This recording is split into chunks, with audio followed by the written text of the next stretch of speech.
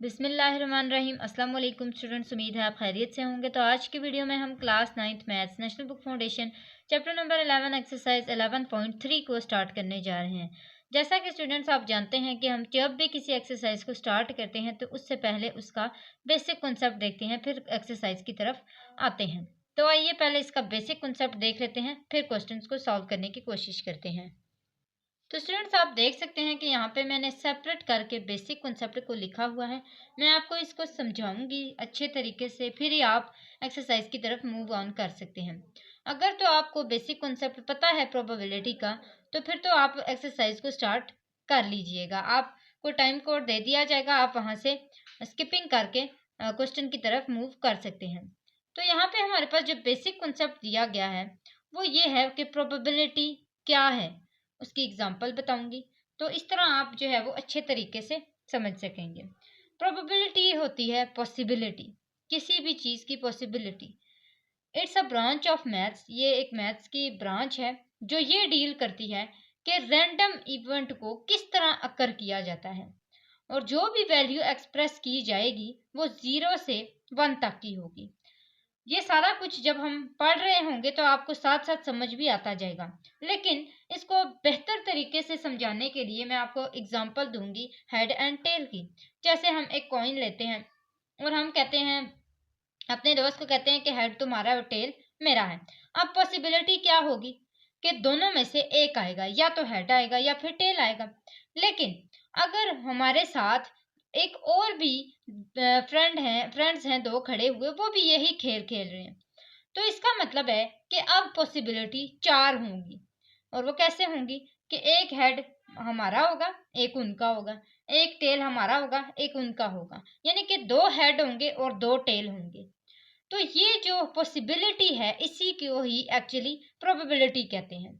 तो उम्मीद है आपको बेसिक कॉन्सेप्ट तो समझ आ गया होगा। अब आते हैं क्वेश्चन नंबर 1 की तरफ, उसको समझेंगे और फिर हम उसका आंसर निकालने की कोशिश करेंगे।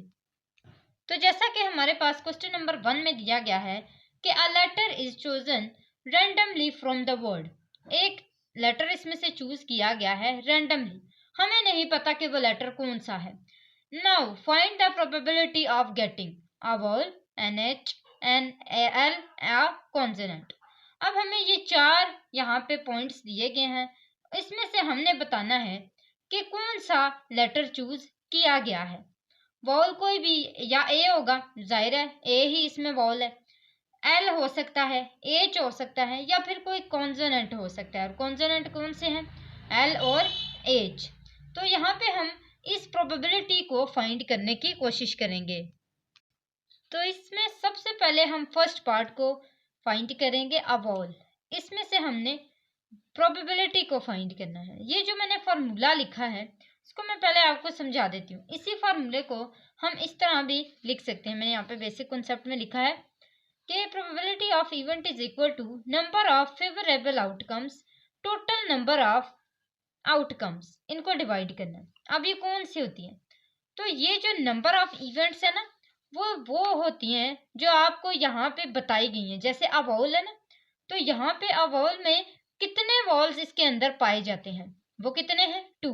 तो वो जो होगा वो हमारे number of events, number of sample होंगे, नंबर ऑफ सैंपल स्पेस जो है उसके अंदर हम लोग वो लिखेंगे जो हमारे पास टोटल होते हैं। ठीक है, तो इसका मतलब ये हुआ कि जो नंबर ऑफ फेवरेबल आउटकम्स होंगे, जो इवेंट्स होंगे, ये नंबर ऑफ इवेंट्स होंगे, वो होंगे जो हमारे पास वॉल्स दिए जाएंगे। जैसे ये वॉल है ना, ये वाले, ये कितने हैं हम वो ढूंढेंगे। तो इवेंट्स वो वाले होंगे, जबकि हमारे पास जो सैंपल स्पेस है, नंबर ऑफ सैंपल स्पेस, वो वाले होंगे जिसको हम नंबर ऑफ आउटकम्स भी कहते हैं। वो होंगे जो टोटल होंगे। ठीक है, जैसे ये टोटल है, ये टोटल कितने हैं? 5। तो मैं यहाँ पे लिख लेती हूँ कि number of sample space is equal to 5 and number of events is equal to 2। 2 है ना हमारे पास वॉल्स, कितने थे इस पूरे वर्ड में? हमारे पास 2 वॉल्स थे, तो वो मैंने यहाँ पे लिख लिया। अब हमने इस फॉर्मूले के अंदर इसको पुट करना है। तो इसके अंदर जब हम पुट करेंगे तो हमारे पास क्या आएगा कि number of events is equal to 2 divided by number of sample space is equal to 5। तो ये जो है वो हमारे पास वॉल्स की प्रोबेबिलिटी हाई है। इस ई के अंदर आप ऐसे लिख सकते हैं वॉल्स, ठीक है। जो भी होगा ना, यानी आपको यहाँ पे जो भी क्वेश्चन में दिया जाएगा आपने वो यहाँ पे लिख लेना है और मजीद यहाँ पे इनके अंदर पुटिंग कर देनी है। तो इसका मतलब है कि हमारे पास जो वॉल की प्रोबेबिलिटी है वो आई है 2 डिवाइडेड बाई 5। अब आते हैं इसके सेकंड पार्ट की तरफ। सेकंड पार्ट में क्या दिया गया है कि एज की जो प्रोबेबिलिटी है ना वो क्या है, वो ये है कि हमारे पास इस पूरे वर्ड में सिर्फ एक ही एज है, एक ही है ना। तो हम यहाँ पे क्या लिख लेंगे, इसी फॉर्मूले के अंदर पुटिंग करेंगे। इसका मतलब है नंबर ऑफ इवेंट हमारे पास 1 है और टोटल जो सैंपल स्पेस थी वो वही होगी जो पहले थी, 5 है ना। तो यहाँ पे क्या आ जाएगा 1 डिवाइडेड बाई 5। ये सेकंड वाला पार्ट है, ठीक है। तो और इसकी जो हमारे पास पी थी ना, यहाँ पे वॉल्स थी ना, इधर एच आ जाएगी। इस तरह जो भी प्रोबेबिलिटी होगी ना वो यहाँ पे लिखती जाएगी। तो ये हमारे पास सेकंड पार्ट हो गया। मजीद करते हैं इसका थर्ड पार्ट। सेम ऐसे ही करना है जैसे सेकंड वाला पार्ट किया ना, ऐसे ही सेम करना है। तो उसकी हमारे पास क्या है, एल है और एल कितने हैं, 2 एल हैं। तो यहाँ पे हम क्या लिखेंगे, पी प्रोबेबिलिटी ऑफ एल, ये हमारा थर्ड पार्ट है। Probability of L is equal to, हमारे पास कितने हैं नंबर ऑफ जो इसके इवेंट्स हैं वो हैं 2 डिवाइडेड बाय टोटल जो हमारे पास सैंपल स्पेस थी वो कितनी थी, 5। तो ये हमारे पास इसका थर्ड पार्ट भी हो गया। मजीद आपने जब करना ना इसको तो बार बार इस फॉर्मूले को लिखते जाना है। जब भी इसको करते जाना ना तो साथ साथ इसका फॉर्मूला ये बार बार लिखते जाना है और इसके अंदर पुटिंग करनी है, ठीक है। मैंने आपको ये समझा दिया ना फॉर्मूला, आपको मैं इस साथ ही साथ इसके अंदर पुटिंग करके दिखाती जा रही हूँ। अब हमारे पास आता है इसका फोर्थ पार्ट। फोर्थ पार्ट में क्या है, अ कॉन्सोनेंट। तो मैं यहाँ पे लिख लूंगी प्रोबेबिलिटी ऑफ कॉन्सोनेंट। जब यहाँ पे लिख लूंगी, अब इसके बाद हमें पता है हमने क्या क्या लिखना है आगे। हमने लिखना है नंबर ऑफ इवेंट्स, कितने हैं नंबर ऑफ इवेंट्स, यानी कि इसमें कितने कॉन्सोनेंट हैं। तो आप यहाँ पे काउंट कर सकते हैं, 1 कॉन्सोनेंट, 2 और 3 कॉन्सोनेंट। तो यहाँ पे क्या आ जाएगा, 3 डिवाइडेड बाय सैंपल स्पेस कितनी थी, 5। तो ये आप देख सकते हैं। उम्मीद है आपको प्रोबेबिलिटी की समझ आ गई होगी। तो क्वेश्चन नंबर 1 हमारा कंप्लीट होता है। क्वेश्चन नंबर 2 की तरफ आते हैं। तो स्टूडेंट्स क्वेश्चन नंबर 2 को सॉल्व करने से पहले आपको बताती चलूं कि अगर आप मेरे चैनल पर न्यू हैं तो सब्सक्राइब करें, वीडियो अच्छी लगे तो लाइक ज़रूर किया करें।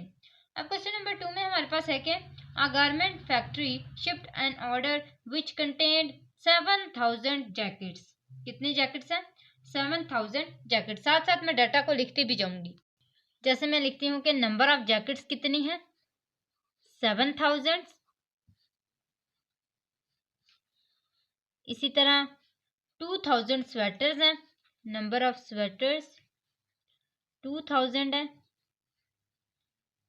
और हमारे पास लास्ट जो है वो है 3000 unpacked 1 item at random, find the probability that it is. तो स्टूडेंट्स यहाँ पे 3000 के बाद हमारे पास ये लाइन मिसिंग थी, तो ये यहाँ पे आता है ट्राउजर्स इन विच 7 ट्राउजर्स। इसका मतलब है कि ट्राउजर हमारे पास कितने हैं, ट्राउजर्स इज इक्वल टू 3000। कितने हैं, 3000, जिसमें से 5 जैकेट्स हैं, 7 ट्राउजर्स हैं और 9 स्वेटर्स हैं। वो क्या हैं, फॉल्टी हैं, यानी कि उनके अंदर कोई ना कोई फॉल्ट है। इफ द क्वालिटी इंस्पेक्टर, इसके बाद यहाँ पे है कि अनपैक्ड 1 आइटम एट रैंडम, अगर उसने कोई भी एक आइटम वहां पे अनपैक यानी कि खोल दिया, ठीक है। अगर उसने खोल दिया किसी भी आइटम को रैंडमली, अब हमें क्या पता उसने कौन सा खोलना है, हमने वहां पे प्रोबेबिलिटी फाइंड करनी है ट्राउजर की, नॉट अ जैकेट, जैकेट ना होने की, और फॉल्टी आइटम कि क्या वो जो इंस्पेक्टर खोलेगा क्या वो फॉल्टी आइटम होगा। तो इसको हमने फाइंड करना है। सबसे पहले तो जो इन्होंने हमें दिया है ना कि हम जो फॉल्टी आइटम्स हैं वो हैं कितनी, तो वो हम यहाँ पे लिख लेंगे कि number of faulty items total कितनी है, 7 + 5 + 9। इसका मतलब है टोटल हमारे पास जो फॉल्टी आइटम है वो कितनी है, 21 टोटल है ना। ये हमारे पास आइटम्स है। अब हमने इसी के अंदर फर्स्ट पार्ट को फाइंड करना है। फर्स्ट पार्ट हमारे पास क्या है, अ ट्राउजर। हमने सेम वही वाला फार्मूला यूज करते हुए नंबर ऑफ इवेंट्स को और नंबर ऑफ सैंपल स्पेस को पुट करना है। तो हमारे पास सैंपल स्पेस कहाँ से आएगी, टोटल से आएगी ना। हमने जैसे पहले टोटल किया था वैसे ही अभी भी टोटल करना है। हम यहाँ पे देखेंगे 7000, 3000 और 2000, ये टोटल कितने बनते हैं, 7 और ये 10 और ये हो गया 12,000। यानी कि जो नंबर ऑफ सैंपल स्पेस है वो तो हमारे पास आएगी 12,000। ट्राउजर्स कितने हैं हमारे पास? 3,000 है। तो इसका मतलब है फॉर्मूले के अंदर पुटिंग होगी कि प्रोबेबिलिटी ऑफ ट्राउजर, ये ई के अंदर हम क्या पुट करेंगे? ट्राउजर, क्योंकि हम ट्राउजर को ही फाइंड कर रहे हैं ना। ट्राउजर इज इक्वल टू, हमारे पास नंबर ऑफ इवेंट कितने हैं, यानी कि इसका जो ट्राउजर का नंबर था वो कितना था? 3,000। तो वो है 3,000। और टोटल जो नंबर ऑफ सैंपल स्पेस थी वो कितनी थी? हमने जब इनको ऐड किया था तो हमारा क्या आंसर आया था? 12,000। हम यहाँ पे लिख लेंगे 12,000। अब यहाँ पे हमारे पास ये भी 30 हैं, ये भी 30 हैं, ये तीनों आपस में कट गए। 3 1 टाइम 3 3 4 टाइम 12। तो हमारे पास आंसर क्या है? 1 डिवाइडेड बाई 4। ये तो है हमारे पास फर्स्ट का आंसर। सेकंड का आंसर चेक करते हैं जिसमें है नॉट अ जैकेट। तो इसका जो सेकंड पार्ट है वो है नॉट अ जैकेट। कितनी जैकेट्स नहीं हैं आपने बताना है कि कितनी जैकेट्स नहीं हैं। पहले तो बताएं कि जैकेट्स हैं कितनी? 7,000 है ना। अब 7,000 जैकेट्स हैं तो जो बाकी हैं वो जैकेट्स नहीं है ना। 2,000 स्वेटर्स हैं और 3,000 हमारे पास ट्राउजर थे, इसका मतलब है वो तो जैकेट नहीं है ना। तो जो नहीं है हमने वो यहाँ पे नंबर ऑफ इवेंट्स में लिखने हैं, यानी कि P ऑफ ई में क्या लिखेंगे? Not a jacket is equal to number of E, यानी कि इवेंट में हमारे पास कितने आ गए? 5,000। और सैंपल जो स्पेस है वो वही होगा, वो कितना है? 12,000। अब 3 जो इसके हैं ये 0, ये इन तीनों से कट गए। पीछे हमारे पास क्या बचा? 5 डिवाइडेड बाई 12। अगर तो इनकी कटिंग होती तो मैं कर लेती, लेकिन नहीं होती तो मैं एज इट इज लिख जाऊंगी। अब हमारे पास है आ फॉल्टी आइटम, इसमें भी ऐसे ही लिखते हैं P of faulty item is equal to, कितने थे फॉल्टी आइटम हमारे पास? नंबर ऑफ फॉल्टी आइटम हमने फाइंड की थी और वो कितनी थी? 21। तो 21 डिवाइडेड बाय सैंपल स्पेस हमने कितनी देखी थी? यहाँ पे आप देख सकते हैं 12,000। तो ये हमारे पास आ जाएगा 12,000। हम इसको मजीद कट करेंगे तो हमारे पास क्या आ जाएगा? 3 7 टाइम 21, 3 4 टाइम 12। तो ये हमारे पास आ गया 7 डिवाइडेड बाई 4,000। मजीद इसको हम डिवाइड करेंगे तो देखेंगे कि हमारे पास क्या आंसर आता है। तो हमारे पास आंसर आया 0.00175। तो ये हमारे पास इसका आंसर आ चुका है। उम्मीद है आपको क्वेश्चन नंबर 2 भी समझ आ गया होगा। क्वेश्चन नंबर 3 की तरफ आते हैं। क्वेश्चन नंबर 3 में हमें दिया गया है a number wheel is divided into 8 equal sectors. For example आपको यहाँ पे एक व्हील बना के दिया गया है और उसके 8 सेक्टर्स हैं, ऐसे आपको बना के दिए गए हैं ऐसे, और इसके सारे तकरीबन 8 हैं। ठीक है, मैंने ऐसे ही बना दिया है। अब यहाँ पे जो 8 सेक्टर्स है ना, इसमें लेबल्ड एज, ये सारे फ्लावर्स के नेम है। आपने इन सब फ्लावर्स के नेम यहाँ पे मेंशन किए हुए हैं, जैसे पेंसी है, लिली है, ऑर्चिड है, ट्यूलिप है, जैस्मीन है, रोज है, मैरीगोल्ड है, सनफ्लावर है, ये सारे के सारे यहाँ पे मेंशन है। मास स्पिन द व्हील 1, उसने इस व्हील को स्पिन किया है, यानी कि इसको घुमाया है।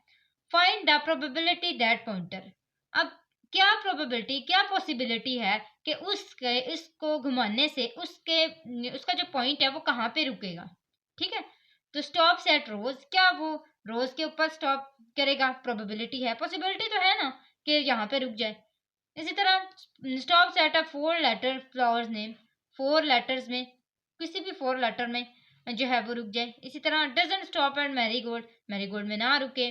Stops at a 3 letter flower name, 3 letter flower name, 3 letter से मुराद ये है कि ऐसे कौन सा यहाँ पे फ्लावर है जिसके 3 लेटर्स हैं, और ऐसे कौन से यहाँ पे लेटर है जो जिनके मतलब कि कौन से फ्लावर नेम है जिनके 4 लेटर्स हैं, जैसे यहाँ पे लिली है और रोज है, इस तरह।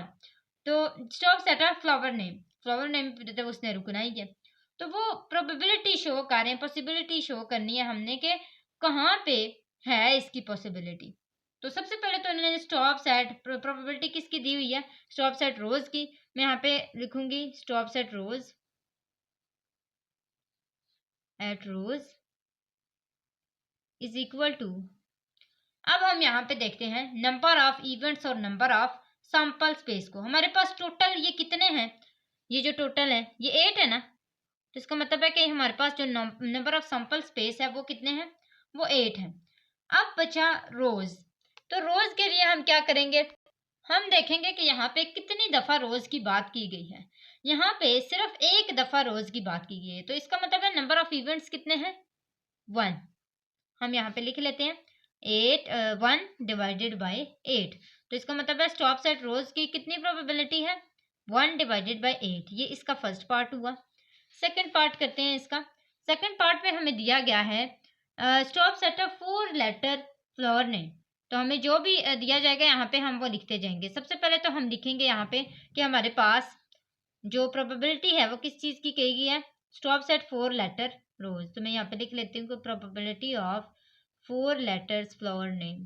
पूरा नहीं लिखना आपने, 4 लेटर्स फ्लावर नेम। मजीद जाते हैं आगे। हमारे पास नंबर ऑफ इवेंट्स और नंबर ऑफ सैंपल स्पेस क्या है। नंबर ऑफ सैंपल स्पेस तो वही होगी 8। नंबर ऑफ इवेंट्स की अगर हम बात करेंगे तो वो हमारे पास क्या होगी, हमारे पास नंबर ऑफ इवेंट्स इसमें 2 हैं।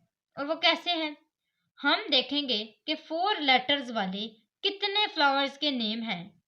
तो यहाँ पे देखिए मैंने आपको पहले भी बताया था, रोज है और लिली है। तो इसका मतलब है नंबर ऑफ इवेंट्स कितने हो गए, 2। तो यहाँ पे क्या आ जाएगा, 2 divided bye 8। 2 1 time 8, 2 1 time 2, 2 4 time 8। तो हमारे पास आंसर क्या आ गया, 1 डिवाइडेड बाय 4। मजीद चलते हैं थर्ड पार्ट की तरफ। थर्ड पार्ट में भी हमने ऐसे ही देखना है, डजंट स्टॉप एट मैरीगोल्ड। तो probability of doesn't stop at marigold. और हमारे पास देखेंगे कि जो हमारे पास नंबर ऑफ सैंपल स्पेस है वो तो जाहिर है वही आएगी। तो हम वो यहाँ पे लिख लेंगे कि number of sample space is equal to 8। मजीद अब हमने देखना है नंबर ऑफ इवेंट्स को। तो नंबर ऑफ इवेंट्स को जब हम देखेंगे कि ऐसे कौन से है हमारे पास, मैरीगोल्ड कितने हैं, तो ये हम यहाँ पे लिख लेंगे कि number of events is equal to 7। और 7 क्यों लिखा जा रहा है, क्योंकि हमें यहाँ पे ऐसा कहा जा रहा है कि मैरीगोल्ड पे स्टॉप नहीं होता। तो फिर कितने भी पीछे बच जाएंगे, एक मैरीगोल्ड निकाल दिया जाए तो फिर पीछे कितने बचेंगे, पीछे 7 ही बचेंगे ना। अगर मैरीगोल्ड पे स्टॉप नहीं होता तो पीछे प्रोबेबिलिटी 7 की रह जाती है। तो इसका मतलब है, मतलब 7 की पॉसिबिलिटी है कि उनमें से एक आ जाएगा। जाहिर है अगर मैरीगोल्ड पे स्टॉप नहीं करेगा तो किसी एक पे तो करेगा ना, बाकी सब में। वो जो बाकी सब हैं वो कितने हैं, वो 7 हैं, इसीलिए इसको नंबर ऑफ इवेंट 7 कंसिडर किया गया है। तो इसका मतलब है हमारे पास क्या आ जाएगा, 7 डिवाइडेड बाई 8। ये हो गया थर्ड पार्ट। फोर्थ पार्ट हम देखते हैं। फोर्थ पार्ट इजी है। यहाँ पे हमारे पास क्या है, 3 है। जैसे यहाँ पे हमने लिखा था ना 4, यहाँ पे लिख लेंगे 3 लेटर्स फ्लोर नेम। तो हमारे पास कितने हैं, 3 लेटर्स। यहाँ पे आप देख सकते हैं कोई भी नहीं है ऐसा, कोई भी नहीं है ऐसा जिसके 3 लेटर्स हों। तो हम यहाँ पे क्या लिख लेंगे, 0। मैं यहाँ पे नंबर ऑफ इवेंट्स लिख देती हूँ, कितने हैं, 0। और नंबर ऑफ जो सैंपल स्पेस है वो वही रहेगा। हमारे पास कितने होते हैं, 8। तो ये हमारे पास आ गया 0 डिवाइड बाई 8। जब भी न्यूमरेटर 0 होता है तो हमेशा आंसर हमारा क्या आता है, 0। तो इसका मतलब है आंसर क्या आया, 0। मजीद चलते हैं इसके लास्ट पार्ट की तरफ, फिफ्थ पार्ट पे, stop at of flower name. अब जाहिर है सारे के सारे ही फ्लावर्स हैं, तो ये हम यहाँ पे लिख लेंगे स्टॉप सेट फ्लावर नेम। सारे के सारे फ्लावर्स ही हैं, तो कितने हैं सारे के सारे, नंबर ऑफ इवेंट सारे कितने हैं, वो हैं 8। तो नंबर ऑफ सैंपल स्पेस भी 8 था, तो 8 divided by 8, 8 1 time 8, 8 1 time 8, answer क्या आया, 1। तो ये हमारे पास इसका फिफ्थ पार्ट का आंसर आ चुका है। आपको बस एक ही फॉर्मूला याद होना चाहिए, प्रोबेबिलिटी ऑफ इवेंट का। Probability of event divided by probability of जो number of probability of event is equal to number of event divided by number of sample space. ये जो फार्मूला था ना, जो मैंने अभी आपको सारा यहाँ पे अप्लाई करके दिखाया, ये फार्मूला अगर आप याद कर लेते हैं तो इसका मतलब है कि आप सारे क्वेश्चन सॉल्व कर सकते हैं। अब हमारे पास आता है क्वेश्चन नंबर 4। क्वेश्चन नंबर 4 को पढ़ लेते हैं। क्या डेकागोनल डाई लेबल्ड 4 4 4 4 5 5 6 7 8 8 इज रोल्ड 1। तो ये हमारे पास सारे नंबर्स दिए गए हैं। ये टोटल नंबर कितने हैं, 1 2 3 4 5 6 7 8 9 10 नंबर्स हैं। Find the probability of getting. अब गेट क्या होगा कि क्या वहां पे 4 आएगा। ये हमारे पास फर्स्ट प्रोबेबिलिटी है। फर्स्ट प्रोबेबिलिटी हमारे पास 4 आई। इसी तरह मजीद हमारे पास कहते हैं कि क्या वहां पे इवन नंबर आएगा, इसकी भी प्रोबेबिलिटी होगी। तीसरी प्रोबेबिलिटी दी गई है मल्टीपल की। चौथी दी गई है 7 की। पांचवी दी गई है ऑड नंबर की। इसी तरह 6 वाली दी गई है प्राइम नंबर की। प्राइम नंबर कौन से होते हैं? ऐसे नंबर जो सिर्फ अपने टेबल में जाते हैं, वो प्राइम नंबर होते हैं। एलसीएम ऑफ 4 एंड 8, 4 एंड 8 का एलसीएम होगा, वो आएगा। एचसीएफ ऑफ 4 एंड 8 वो आएगा। फैक्टर ऑफ 12 वो आएगा। तो ये सारे जो हैं ये हमने देखने हैं। सबसे पहले हम देखेंगे 4 को। हमारे पास क्या दिया गया है? हमारे पास 4 की प्रोबेबिलिटी दी गई है। तो हम यहाँ पे लिख लेंगे probability of E is equal to number of E divided by number of sample space. अब नंबर ऑफ E हम देखेंगे क्या है हमारे पास। तो नंबर ऑफ इवेंट जो है वो हमारे पास टोटल 4, यानी कि कितने हैं, तो वो हमारे पास है 1 2 3 4 4 है। टोटल कितने हैं? 4 है। 4। तो नंबर ऑफ सैंपल स्पेस यानी कि टोटल ये नंबर कितने हैं वो हमें पहले ही बता दिया गया था, हमने जब इसको काउंट किया था, तो वो थे 10। तो हम यहाँ पे लिख लेंगे P of 4 is equal to 4 ही था ना, is equal to number of event हमारे कितने थे? 4 divided by number of sample space 10। 2 2 time 4 2 5 time 10। Answer क्या आया? 2 डिवाइडेड बाय 5। ये है हमारे पास फर्स्ट पार्ट का आंसर। सेकंड पार्ट को देखते हैं। सेकंड पार्ट में हमारे पास क्या दिया गया? An even number. अब नंबर ऑफ इवेंट्स आपने देखते जाना है, जितने होंगे आपने लिखते जाना है। नंबर ऑफ सैंपल स्पेस को बार बार लिखने की जरूरत नहीं है, यही आपने 10 लिखते जाना है। अब नंबर ऑफ इवेंट्स हमारे पास कितने हैं? तो पी ऑफ इवन नंबर मैं यहाँ पे लिख लेती हूँ is equal to number of events ढूंढे, कितने इवन नंबर हैं। तो 1 2 3 4 ये भी इवन नंबर है। इसी तरह 5 6 7 इवन नंबर हैं। कितने हैं? 7 इवन नंबर्स हैं। तो मैं यहाँ पे लिख लूंगी 7 डिवाइडेड बाय टोटल नंबर्स कितने हैं? 10। तो ये हमारे पास आ गया 7 डिवाइडेड बाय 10। थर्ड पार्ट इसका करते हैं। थर्ड पार्ट में हमें क्या दिया गया है? आ मल्टीपल। इसी तरह करेंगे P और आगे लिखेंगे मल्टीपल ऑफ 4। 4 की मल्टीपल है ना, कौन से ऐसे हैं जो 4 के मल्टीपल हैं, तो हम इनको काउंट करेंगे कि 4 के मल्टीपल हैं कि नहीं। यहाँ पे देखते हैं 1 2 3 4। जाहिर है ये अपने टेबल में जाते हैं ना, 4 अपने टेबल में, 4 ये हो गए। इसी तरह 8 4 के टेबल में जाता है ना, तो 4 2 जार 8 4 2 जार 8, 2 ये हो गए और 4 ये हो गए, तो 4 5 6 हो गए। नंबर ऑफ इवेंट्स हमारे पास कितने आ गए?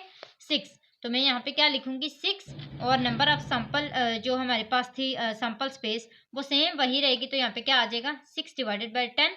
2 3 टाइम 6 2 5 टाइम 10। आंसर क्या आया? 3 डिवाइडेड बाई 5। ये हमारे पास आंसर आ गया मल्टीपल ऑफ 4 का। मजीद करते हैं इसका फोर्थ पार्ट। फोर्थ पार्ट में हमें क्या दिया गया है? Not a 7। अब 7 के अलावा को देखें।